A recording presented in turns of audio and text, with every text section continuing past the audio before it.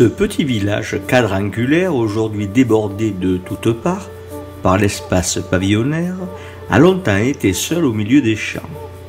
La grande église que vous voyez là date du XIXe siècle.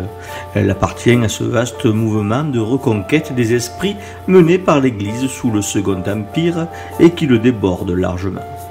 L'église ancienne, celle où priaient celles et ceux qui vivaient dans le village originel, est insérée dans les remparts comme souvent dans ces forts carrés nantis de tours d'angle rondes et protubérantes. Construite à partir de rien, sur un espace préalablement agricole, consécutif à un déplacement de population, ces villages sont le fruit d'une coopération.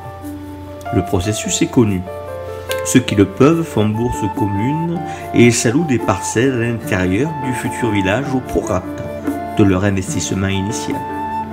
Ainsi, les responsables de l'église, curés ou prieurs, investirent pour la création de ce nouveau village, sécurisé par ses remparts et ses tours de défense.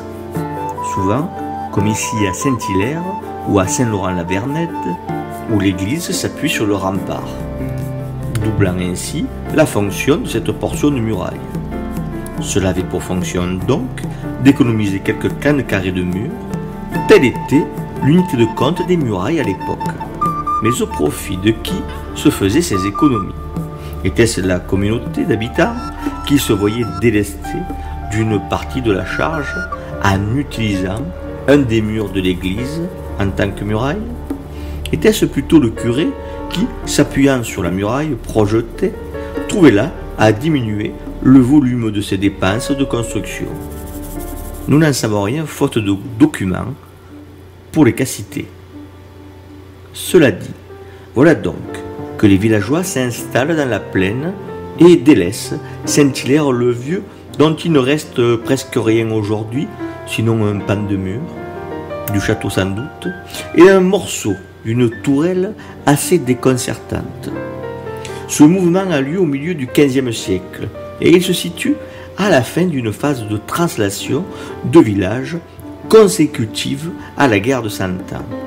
En cela, les villageois qui opérèrent cette translation n'étaient pas en avance, loin de là. Ils étaient même très en retard, puisque le mouvement s'amorce dès le milieu du siècle précédent.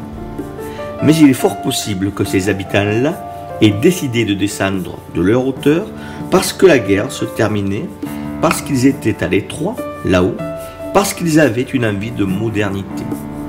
Et ce petit village quadrangulaire, avec ses tours rondes, déployé sur un espace plan, facilement accessible, avec son église agrandie, incrustée dans le rempart, c'était le progrès, une modernité, une renaissance.